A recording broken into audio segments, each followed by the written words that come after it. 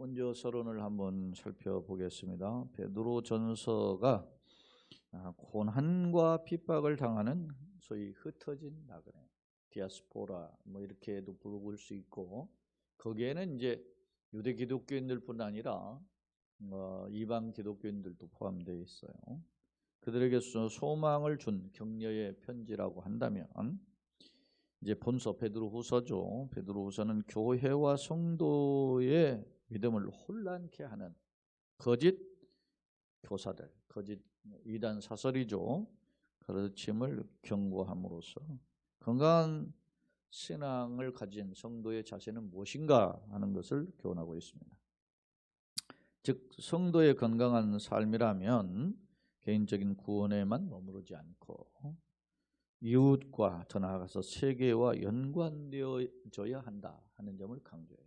그러니까 그리스도 예수의 사람들은 내가 예수 믿어 구원받는 걸로 끝나는 게 아니라 내가 속하는 가정을 비롯해서 내가 일하는 모든 공동체 나아가서 민족과 세계 오대양 육대주를 품고 나아가야 된다. 예수님 말씀에도 땅 끝까지를 내 증인 되려 하잖아요. 모든 족속을 제자 삼으라 그랬잖아요. 온천할 다니며 만민에게 복음을 전하라 했잖아요. 그게 다 주님의 명령 가운데 있음을 우리가 기억하고 우리가 그렇게 살아야 된다라는 점입니다. 때문에 나그네 인생을 살아가는 우리가 결국은 이제 이 나그네인 이 세상을 등지고 주님의 나라에 가게 되는데, 이 세상에서 어떤 책임을 가지고 살아야 되느냐 하는 점을 오늘 말씀을 통해서 교훈하고 있어요. 그 내용 한번 살펴보자는 겁니다. 자, 저자는 베드로죠. 전서에 이어서 후서 역시 베드로입니다. 1장 1절 보면 예수 그리스도의 종이며 사도인 시몬 베드로. 이게 우리가 1절에 강해에서 살펴보겠는데, 베드로 사도의 정체성이에요. 바울의 정체성이 있듯이 내가 누구냐? 이게 분명히 이야기해요. 두 가지로 보면 하나는 종이고 하나는 사도다 이런 것이죠. 베드로라고 언급하고 있고, 또 우리가 1장 이렇게 쭉 보면 뒤에 보면 변화산을 언급하고 있어요. 변화산에 올라간 사람 누구죠? 변화산에는 밑에 제자들이 있었고 세 사람은 따라 올라갔죠. 예수님과 함께 올라가는 제자가 세 사람이 누구죠? 베드로와 야고보와 요한이잖아요. 근데 이 당시는 우리가 이제 시기적으로 뒤에 보면 나오지만은 이 당시는 이미 요한의 형제 누구? 야고보는 이미 순교했어요. 야고보는 미리 최초로 제자들 중에 첫 번째 순교자이기 때문에 그러니까 이미 이 세상에 없는 거예요. 그럼 베드로하고 야고보만, 요한하고만 있는 거잖아요. 그 나머지 제자들은 산 아래에 있어가지고 귀신 못 쫓아내가지고 그런 일 벌어진 거 기억나시죠? 그러니까 둘인데 사도 요한하고 베드로인데 본 사람이 지금 누구냐? 자기가 베드로라고 밝히잖아요. 그런 거. 그 다음에 이제 뒤에 이제 순교하게 되는 그런 내용. 자, 이게 이제 보시면 알지만은 1장 14절을 제가 제공이 되는지 모르겠네요. 14절에 보면 성경에 이는 우리 주 예수 그리스도께서 내게 지시하신 것 같이 지시해서 예고하셨잖아요. 네가 젊어서는 띠띠고 네 마음대로 다니는 늙어서 네가 끌려가리니. 그러니까 이게 요한복음에 나와요. 요한복음 21장에 베드로가 어떠한 죽음으로 죽을 것을 말씀하고 있다 그러잖아요. 베드로가 자기가 순교할 것을 알고 있었다. 예? 그런 지시한 것 같이 자기가 장막을 벗어날 줄 알아요. 그러니까 그런 죽음을 목전에 둔 베드로가 이제 그 앞서 자기가 죽기 전에 이 편지를 쓴 거예요. 자, 그 다음에 이제 3장 1절에 보면은 둘째 편지라 언급해요. 그러니까 첫 번째 편지가 있고 두 번째 편지가 있다라는 말 아닙니까? 그러니까 첫 번째 편지는 전서고 두 번째 편지는 후서라는 말입니다. 그런 것임을 알 수 있어요. 교재가 없나요? 안 나눠줘서 그렇다고 그런 것은 아니겠지? 그냥 목사가 그렇게 전날 연구해가지고 교재를 다 했는데 안 가지고 있다. 그 목사 나는 뭐 교재 없어도 돼. 목사님 얼굴만 쳐다보면 돼. 이렇게 하니까 감사합니다. 자, 둘째 편지를 언급. 오늘은 이 화면으로 영상으로는 송출돼도 우리가 지금 현장에서는 영상으로 송출되는 화면이 안 나와요. 그러니까 여러분들이 유인물을 보셔야 됩니다. 그 다음에 유세비우스 교회 역사가죠. 초대교회 교회 역사가. 그 다음에 오리겐이라고 하는 유명한 초대교회 교부. 그 다음에 어거스틴이라고 하는 소위 3세기에서 4세기에 걸친, 물론 활동은 4세기 하신 그런 그 어거스틴이죠. 교부 등이 베드로 후서가 베드로의 저자다라는 것을 강조해요. 자, 수신자는 전서와 거의 동의해야 합니다. 왜냐?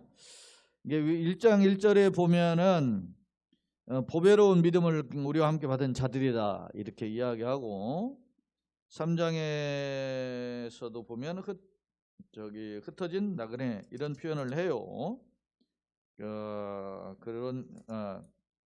그런 표현을 우리가 하는 것으로 보아서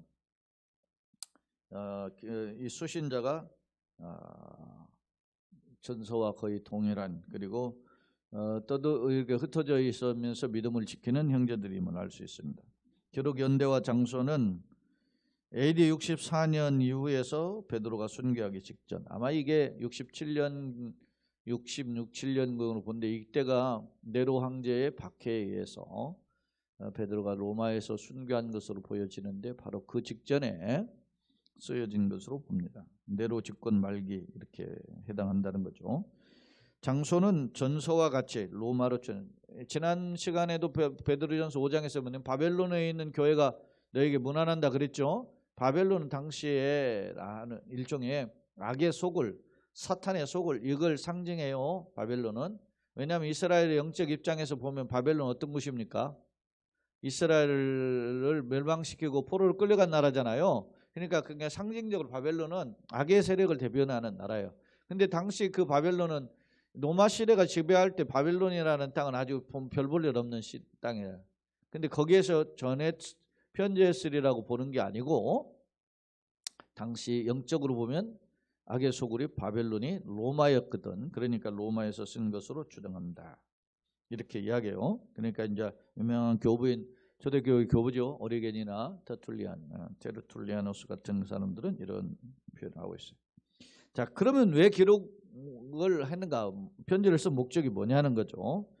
자, 고난을 극복하도록 격려했다라는 점은 이 전서와 같은데, 전서가 외부의 박해를 통한 고난이었다면, 베드로 전서가 외부의 핍박, 다시 말하면 로마의 핍박, 유대인들의 핍박에 의해서 외부적인 박해를 견디기 위해서 쓴 편지였다면, 소망의 편지였다면 베드로 후서는 내부 환란, 다시 말하면 교회 내에 침투한 거짓 교사들, 소위 이방 사설이 흔들리고 있는 그런 배교자들 때문에 이런 편지를 썼어요. 그러니까 어떻게 해야 돼요? 이런 상황이니까 우리가 성도가 어떻게 해야죠? 배교자들과 영적 전쟁에서 어떻게 해요? 흔들리지 말아라, 승리해라, 이런 권면이 담겨져 있다라는 것입니다. 그럼 거짓 교사의 특징이 뭐냐? 크게 세 가지예요. 첫째, 도덕적 방탕한 생활, 자유방임주의죠. 방해. 그러니까 제가도 이야기했죠. 영지주의가 두 부류가 있잖아요. 영지주의가 그노시즘이라고 해서 영적인 것은 선하고 육적인 것은 악하다. 그러니까 눈에 보이는 것들을 행하는 것은 다 악한 거예요. 그러면 그 눈에 보이는 것들에 대한 태도가 두 가지라는 거죠. 하나는 어떤 거예요?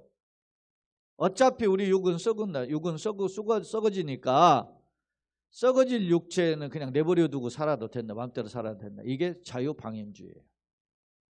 그런데 반대로 우리 육은 버려야 되고 냄새나는 거니 항상 거리를 두고 멀리 해야 된다. 거리두기를 해야 된다. 그게 소위 말하면 금욕주의죠. 금욕주의.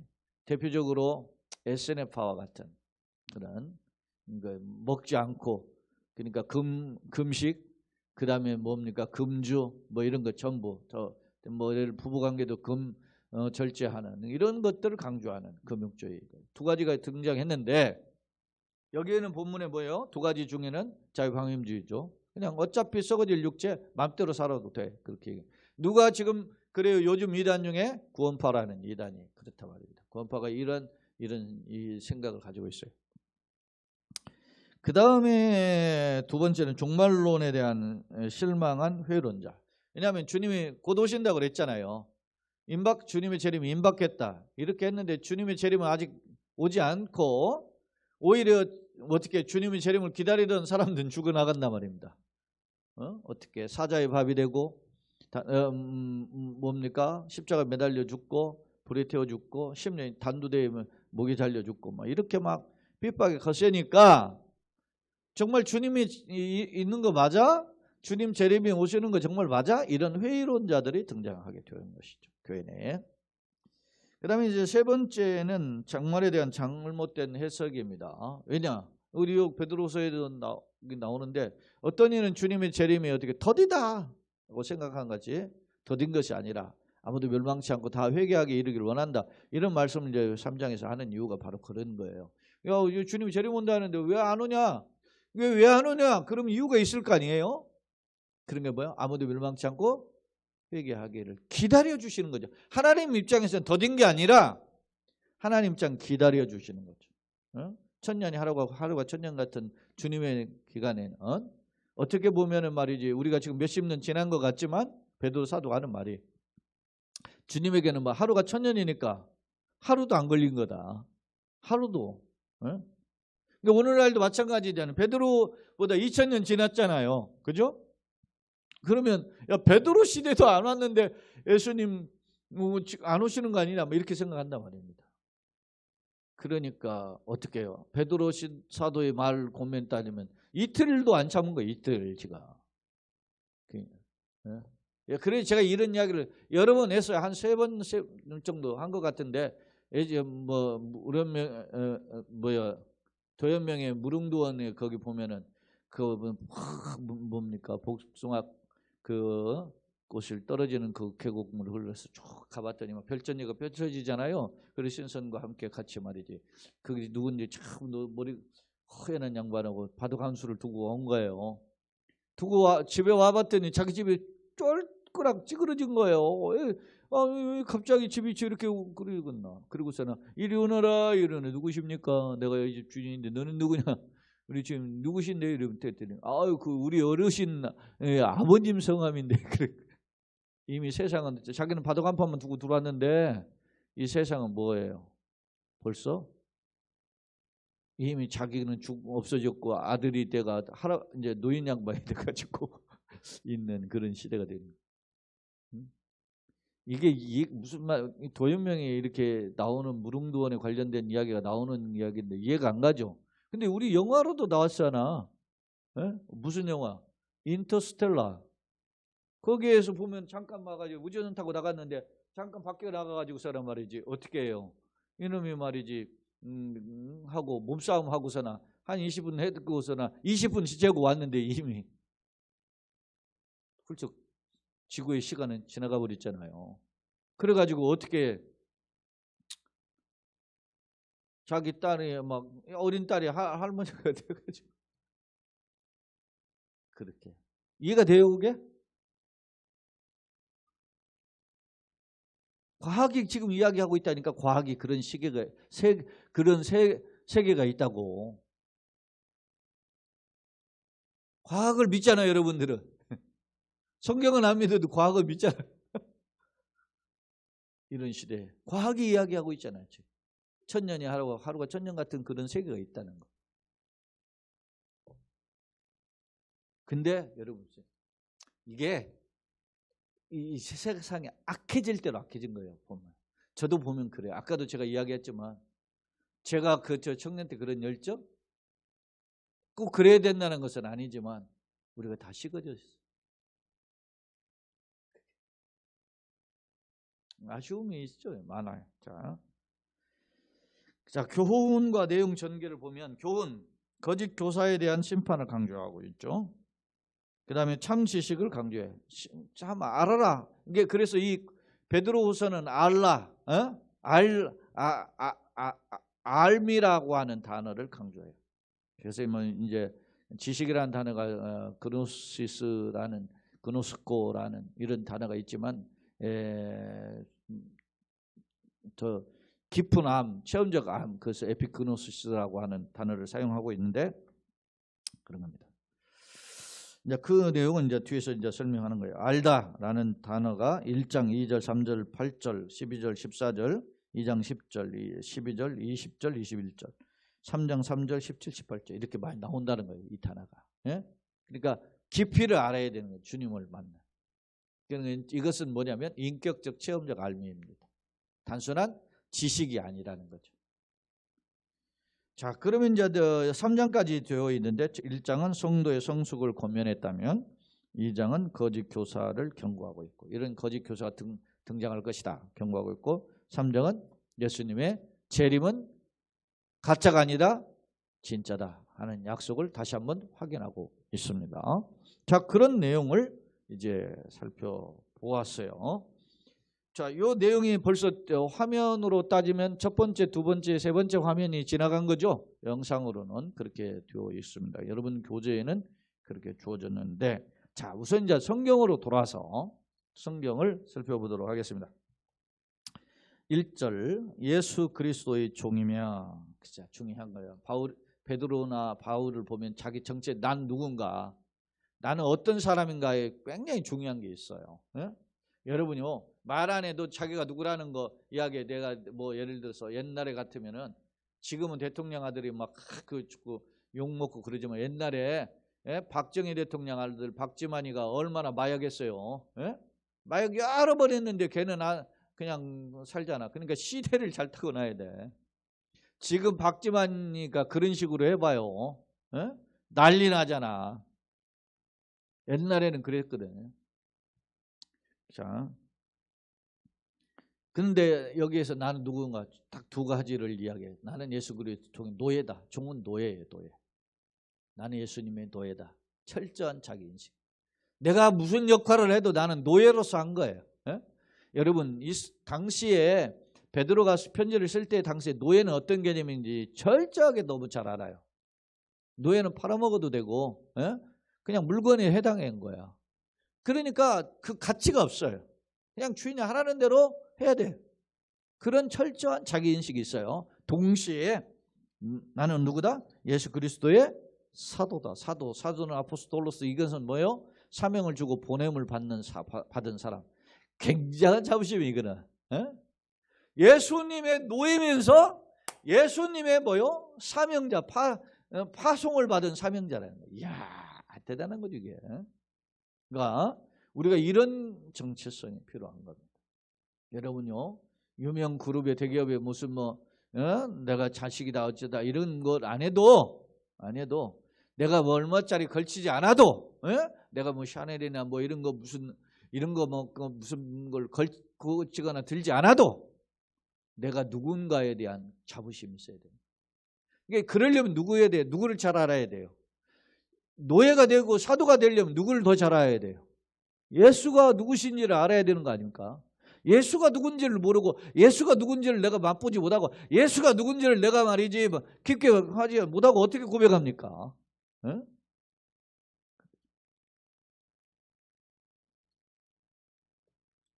왜냐하면 목사 노릇 할 수 있고 다 할 수 있고 그 넷플릭스에서 나오는 그 드라마가 거기 보니까 수리남이라고 하는 드라마 있죠. 그 남미에 보면은 남미 중남미 그 사이에 있는 게 수리남 아닙니까? 제가 이렇게 오대영육대를 할 때 수리남 가이아나 거기가 있는데 그 밑에 예를 들어서 소위 콜롬비아 이런 식으로 브라질 아르헨티나 이렇게 쭉 하는 그런 거기를 하는데 거기가 수리남으로 제가 기억하고 있는데 영화가 아니 그 넷플릭스 그 드라마가 이게 수리남이던데 거기에 황정민이 등장해요. 영화배우 황정민이.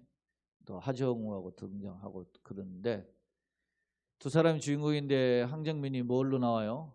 마약업자인데 여기에서 추격을 받아가지고 도망갔는데 어디로 가냐? 수리남은 도망갔는데 거기서 무슨 짓을 하고 있어요? 목사를. 성경은 얼마나 어디서 잘 다 갖다 꿰었는지 말이지 성경 잘도 알아. 그래가지고서는 모든 일을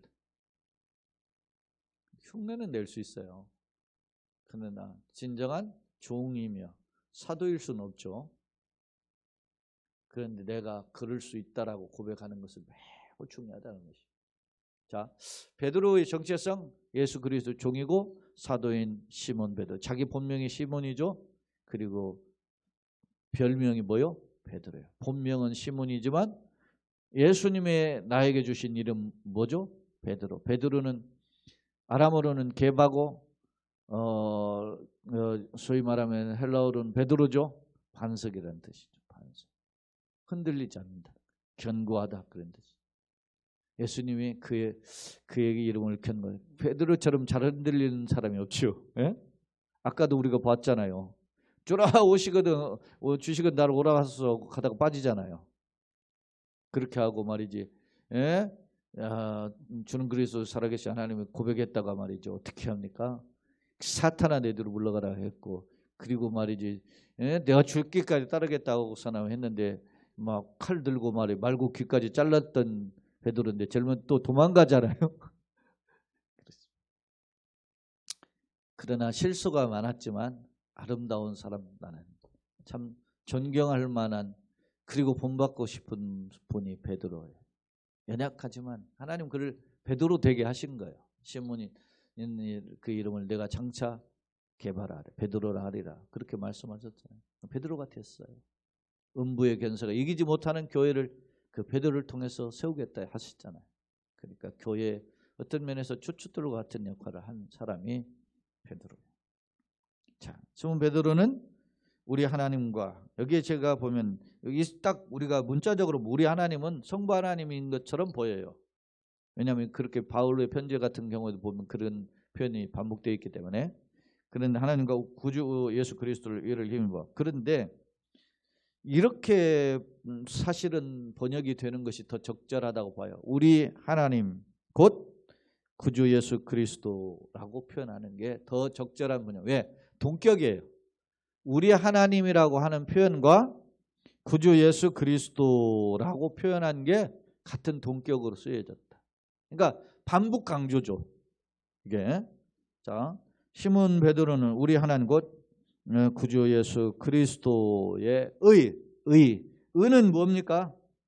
하나님의 거룩하신 우리에게 주어지는 재판적 용어죠. 이게 법적 용어예요. 예? 그래서 심판 때 너는 의인, 너는 죄인, 너는 오른편, 너는 왼편. 그게 누구예요? 재판 용어죠. 그러니까 우리는 의인이다. 나는 예수를 그리스도로 말미암아 의인이 되었다. 이미 뭐예요? 그 말은 무슨 말이에요? 재판정에서 선언을 받았다는 거예요. 할렐루야. 왜 중요하냐 이게. 제가 이 말을 한번 거론하고 넘어가야 될 것 같아요. 자, 구원파에서 뭐라고 합니까? 당신 죄인입니까? 의인입니까? 물어봐요. 질문해 그 사람들이. 당신 예수 믿습니까? 당신 뭘로 구원받죠? 그럼 예수 믿어 구원받죠. 그러면 당신 의인입니까? 죄인입니까? 예, 나 의인입니다. 의인 되었습니다. 그럼 당신 죄 짓습니까? 죄 안 짓습니까? 죄 짓죠? 그러면 죄인입니까? 의인입니까? 그러면 그때 말을 못 헷갈려요. 그런 죄를 지으면 죄인이죠? 그럼 당신 구원 못 받았어요. 이렇게 나온단 말입니다. 네? 자, 우리가 재판 용어에 무슨 원칙이 있죠? 일사부재리 원칙. 한 번 결정은 판결한 건 다시 묻지 않는 거죠. 묵 따지지 않아 하나님도. 자, 하나님께 법정에서 이게 뭐라고? 의인이라고 선포하는 재판 선언이에요. 그게 뭐라는 거예요? 너는 의인. 의인이라는 말은 하나님이 법정에서 이미 선언한 거야. 할렐루야.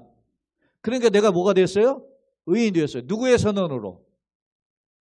하나님의 선언. 그러니까 내가 의인이라고 하는 말은 내 생각이 아니라, 그럴 것이라거나 내 추정이 아니라 하나님의 재판 선언에 할렐루야. 결코 흔들려서는 안 된단 말입니다. 구원파가 이런 식으로 건드려도 흔들릴 수가 없는 거예요. 왜? 내가 의인이라고 한 거 스스로 의인이라고 한 게 아니고 누가 의인이라고 했어요? 하나님이. 그러니까 나는 하나님의 의인입니다. 믿습니까? 그런 의인이 그 의인들에게 하나님을 뭐라 부르게 해요? 아빠, 아버지라 부르게 하시는 거예요. 하나님의 약속이에요. 그러니까 내 의의가 흔들릴 수가 없죠. 누가 와도 어떤 교리도 흔들릴 수가 없는 거야. 그게 재판 용어니까. 자, 다시 정리해 봐요. 예수 그리스도 뭐를 힘입어? 의. 예수 그리스도의 의가 뭐예요? 하나님의 의와 예수 그리스도의 의는 똑같은, 이거를 로마서 3장에 가봐요. 3장. 하나님의 의를 소유하는 거, 예수 그리스도의 의를 소유하는 비결이 뭐였죠? 하나님의 예수 그리스도를 제쳐놓고 일단 하나님의 의를 소유하는 방법이 뭐였어요? 율법이었대요. 율법 어떻게 지켜야 돼요? 100% 지켜야 돼요. 그래야 내가 거룩하니 너희도 뭐라고? 거룩하다. 그렇게 이야기한 거예요. 그런데 율법으로는 하나님의 의에 돌아다닐 사람이 있어 없어요? 없어. 육체가 없죠. 그래서 의인은 없나? 하나도 없어. 다 열린 무덤과 같죠. 그죠? 냄새 난다 말입니다. 그래서 하나님의 법적인 의인이 될 수 있는 길을 하나 또 제시하셨는데 그게 바로 예수 그리스도의 의예요. 예수 그리스도로 말미암는 의. 내가 율법으로 갈 수 없는 길을 하나님이 예수 그리스도가 모든 죄, 과거의 죄, 현재의 죄, 미래의 죄까지 아버지와 아들이 그렇게 약속한 거예요. 계약을 맺은 거예요. 그 죄를 네가 십자가에 지고 죽으면 내가 그것을 십자가의 보혈을 보고 다 용서하리라. 다 도말하리라. 그죠? 다 도말한다. 예? 그것이 하나님과 아버지와 아들의 계약이에요. 그리고 아버지와 아들의 계약에 따라서 아들이 이 땅에 오셔서 죽기까지 어떻게 해요? 순종하신 거죠. 그리고 다 뭐라고 해서 이루었다 선포하신 거예요. 할렐루야. 그래서 그것을 뭐라고 한다? 하나님의 의, 예수 그리스도의 의라고 이야기한다는 것이죠. 예수 그리스도. 자, 하나님과 구주 예수 그리스도의 의를 입어봐. 나는 아무 공 없어요. 예전에는 율법을 지키는 걸로 가려고 했는데 안 됐지. 그러나 이제는 예수 그리스도 십자가를 힘입어 어떻게 동일하게 너네나 나나 뭐요? 똑같이 동일하게 보배로운 믿음을 우리와 함께 받았냐. 그러니까 그런 믿음을 가진 자가 얼마나 귀합니까? 그래서 뭐라고 해요? 무슨 믿음? 보배로운 믿음. 너네나 나나 같이 그걸 믿었으니 보배로운 거지. 그냥 이게 에베소 2장에는 그 은혜로 인하여 너희 믿음으로 말하면 구원 얻게 하셨죠. 이거 너에게 난 것이 아니고 하나님의 뭐요? 선물이 그렇게 보배롭지. 그 보배로운 믿음을 우리와 함께 받은 자들에게 편지한다. 보배로운 믿음, 구원의 믿음이죠. 의를 소유하는 믿음, 그것을 함께 우리와 지금 편지를 쓰고 있는 사도 베드로와 그 편지를 갖고 있는 자들에게 편지를 한다. 할렐루야. 동일하게 받았다는 거. 니네나 나나. 소위 말하면 똑같다는 거예요. 예? 세상말로 또이 한 거예요. 베드로나 편지를 받는 사람이나 구원받는 믿음은 다 똑같다는 거예요. 편지하노니 자, 하나님과 우리 주 예수를 알므로.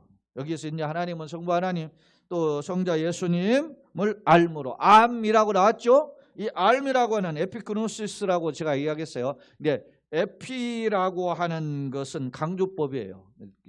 그리고 그노시스는 알다, 아는데 이 그노시스라는 단어가 아까도 이야기했잖아요. 그노시즘, 영지주의가 있잖아요. 지식이라는 거예요. 지식이라는 뜻을 가지고 있어요. 그러니까 이것은 그 알미인데 알을 우리는 이 지식을 알무로 번역했는데 어떤 알미냐면 인격적 알, 체험적 알미란 말입니다. 예? 그러니까 여러분 예수 그리스도를 맛보 알아야 되냐. 시편 34편에 8절에 하나님의 선하심을 맛보아 알지어다. 응? 맛보고 누리자. 그죠? 이게 뭐냐면 인격적으로 알자 그런 말입니다. 자, 호세아서에 보면 호세아 선지자가 그 타락한 이스라엘 백성을 돌아오라고 그래요. 어떻게 돌아와요? 우리가 뭘 가지고? 말씀을 가지고 주님 앞에 돌아가자. 에? 이 백성이 무엇이 없어서 망하죠? 지식이 없어서 망하는다. 그러므로 우리가 하나님을 알자, 힘써 알자. 이제 말씀을 가지고 여호와께 나아가자. 그렇게 이야기하는 거예요. 그러니까 그 알은 무슨 알미야? 지식적인 알미 아니라 어떻게? 인격적인 알미란 말이죠. 그러니까 우리가 주님을 맛보는 거예요. 에? 이게 아무리 설명해도 소용이 없어요. 그러니까 뭐 성경을 무섭게 뭐 설명한다고 여러분 알아집니까? 그걸 그런 이야기를 못 들어서 우리가 변화된 게 아니라 그런 말씀을 들을 때 성령이 터치를 해야 되는 거예요. 이 영혼을. 그래서 여러분이 그냥 오지 않고 예배당에 와서 기도하는 거 하나님 내가 와서 그냥 왔다 그냥 가지 않고 성령의 터치로 그 말씀이 깨달아지고 믿어지고 그것이 나의 능력이 되게 하여 주옵소서. 기도하는 거예요. 나뿐만 아니라 말씀을 전하는 목사님에게 그런 힘을 주시고 동일하게 함께 예배에 참여한 현장이나 영상 참여한 자들의 마음을 녹여서 아멘으로 열매 맺게 하여 주옵소서. 기도를 하는 거예요. 그게 왜 그런 기도가 필요하냐? 씨를 뿌리는데 길가도 떨어지고 돌짝이도 떨어지고 가시밭에 떨어지지만 옥토에 떨어져서 열매가 맺거든. 목사가 백날 씨부른 거라도 여러분 보세요. 제가 지난 주중에도 막 태풍이 흰남노지, 흰남노. 그 흰나노 그러니까 그게 좀 부르기 싫어. 그 흰남노가 얼마나 무시무시 뭐 최초로 막 이렇게 뭐 이제 없었던 것이라고 막 방송에 떠들어대니까 이제 목사님 그 하는 그 뭐 해서 문을 닫은 거예요. 문을 닫고 이참에 자기가 쉬니까 강 목사님 한번 네, 가서 식사 함께 하자고 하고서는 왔어요. 와가지고 그날 이제 밤 늦게까지 이제 이야기하고 그 12시 뭐 돼서 가셨는데 그때도 우리 그 동기 목사님인데 그때 권면했어요. 야, 그 교회 운영이 어려워가지고서는 네가 꽈배기집 하는 건 내가 알겠는데, 어찌됐든 목회를 하려면은 좀 이런 걸 해야 되지 않느냐.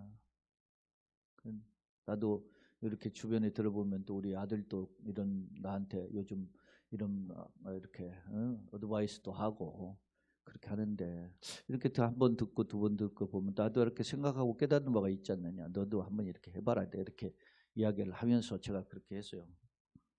이렇게 보니까 창세기부터 요한계시록까지 성경 66권 있는 중에 욥기부터 시편, 잠언, 전도, 아가서까지 있지 않습니까?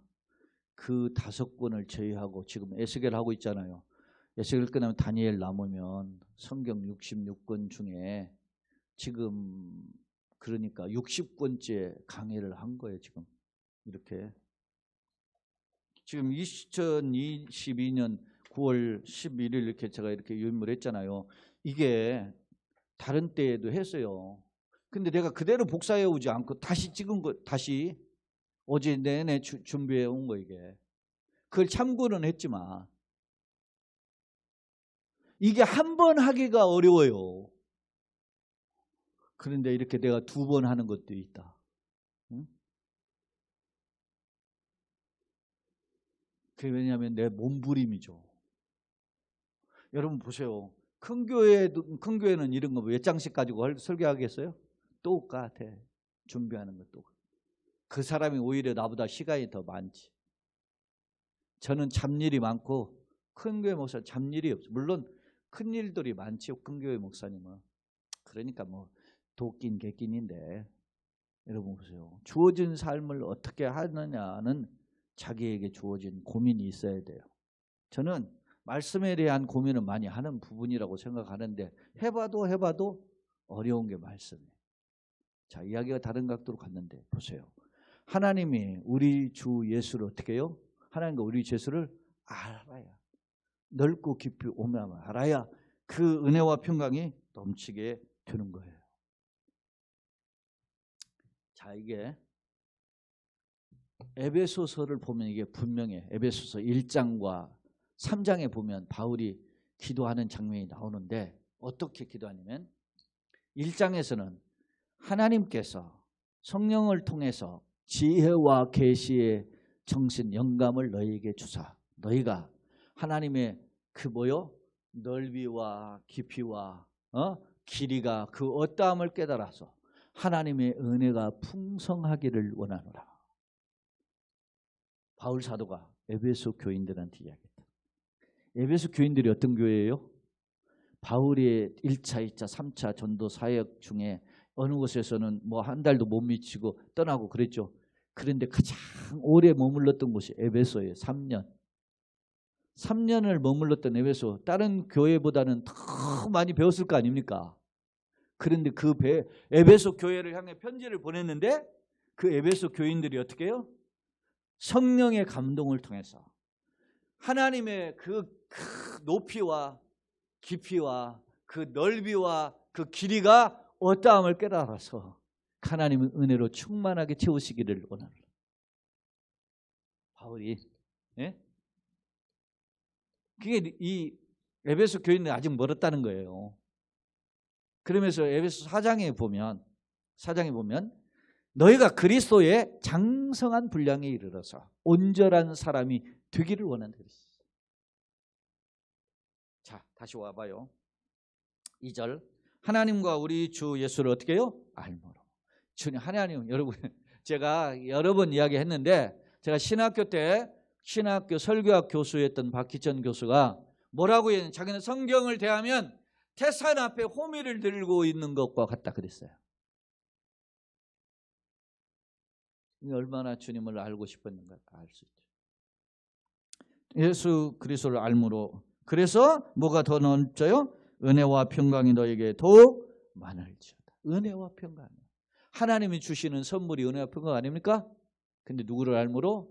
성부 하나님과 성자 예수님을 깊이 알므로서 이런 은혜가 넘치기를 원했던 거예요. 자, 3절. 그의 신기한 능력으로 생명과 경건에 속한 모든 것을 우리에게 주셨으니 그랬습니다.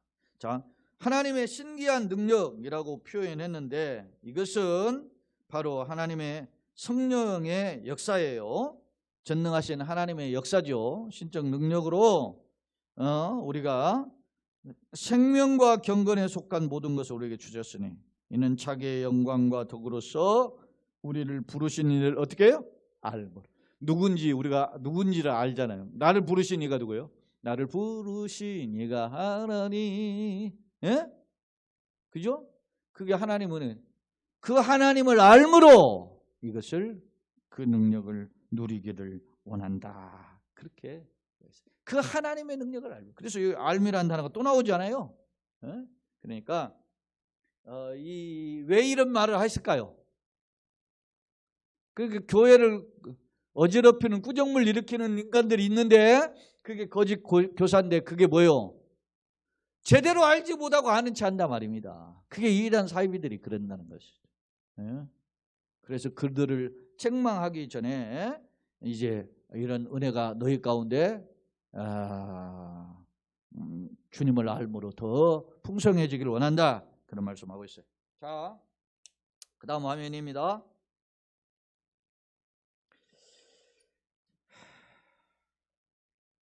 그리스도를 통해 보배로운 믿음을 갖는 자에게 은혜와 평강이 넘치기를 원했죠.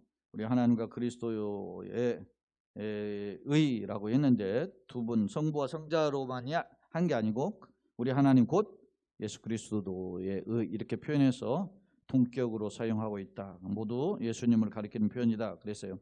동일하게 받았다라는 것은 동일하게 보배로운 믿음을 받았다는 것은 영광의 특권을 함께 우리가 소유하는 동역자 의식을 함께 공동체 의식을 가지고 있음을 알 수 있어요. 즉 베드로나 수신자 모두에게 동등하게 그리스도를 의지하여 구원에 동참하게 했다라는 말씀입니다. 알면 제가 헬라 에피그노시스라고 했는데 이게는 온전한 지식의 뜻이다. 지식에 강조점을 둔 표현이라는 것을 설명을 했어요. 그래서 구원에 필요한 결정적 지식을 가리켜요. 그리고 인격적 알미라 저는 표현했어요. 자, 세 번째 3절. 그리스도의 신적 능력을 통해서 생명과 경건의 모든 것을 공급받게 됨을 찬송했어요. 이는 예수께서 하나님의 능력을 공유하신 분임을 가리키며 성도는 이를 통해서 영생과 경건에 속한 모든 것을 공급받게 된다라는 겁니다. 그러니까 우리의 영혼을 열어 주님이 더 깊이 오묘한 세계를 보게 하시고 그것을 누리게 하여 주옵소서. 이런 기도가 필요한 거죠. 마지막 결론입니다. 프란시스 쉐퍼라는 분이 있죠. 이분이 이제 신학자 목회자가 소위 라브리 공동체를 세우신 분인데 성도의 삶에는 라브리 공동체는 신앙 공동체예요. 그렇게 세운 삶이, 그래서 우리도 이런, 제가 이 공동체 이런 표현이, 교회도 교회 신앙 공동체이기 때문에 우리 처음에 간판을 공동체 이렇게 했더니 이단인가 언젠가 막 그런 말을 많이 나와가지고 그거 공동체라는 말을 빼버렸는데, 프란시스 셰퍼가 이런 표현을 사용했죠. 성도의 삶에는 목표가 있는데 이는 염세주의, 세상을 막 해가지고 뭐 사나 뭐 이렇게 하는 게 염세주의죠. 그다음에 도피주의, 피하는 거, 그런 것이 아니라 하나님을 통해서 타락한 세상의 질서를 회복하고 적극적으로 영향을 주는 역할을 하는 것이 신앙생활이다. 그런 것입니다. 세상은 갈수록 그런데 보면 인본주의가 팽배해지고 이성을 가장한 거짓 사세의 난무야. 영향을 주려고 그러면 자꾸 멀어져 가. 그러니까 힘들죠, 더. 그러는 상황인데, 그럼 우리는 어떤 목표를 가지고 있는가? 바로 이럴 때 베드로 사도는 수시 이제 편지를 받는 성도들 향해서 뭐요? 보배로운 믿음을 함께 받은 자라고 부르면서, 우리가 지금 누구냐? 우리가 누구냐? 막 이러잖아요. 저 뭐 경상도 사람들이 막 해가지고서는 막 우리가 누구야? 막 하면서 막 선거 앞두고 뭐 그랬다잖아요. 근데 여기 지금 베드로는 성도들 향해서 우리가 누구냐 말이에요. 도대체 예수 그리스도 종이 하나님의 일꾼들 아니냐 말이에요. 상기하면서 뭐예요? 보배로운 믿음을 가졌음을 상기하면서 예수를 기피할 것을 권하고 있다. 먼저 나의 신분, 종이면서 사도이죠. 그런 것을 확인하고 나아가 사명에 붙들려서 자신에게 맡겨주신 달란트 안에서 최선을 다함으로 열매 맺는 우리 모두가 되시기를 예수님의 이름으로 축원합니다. 아멘.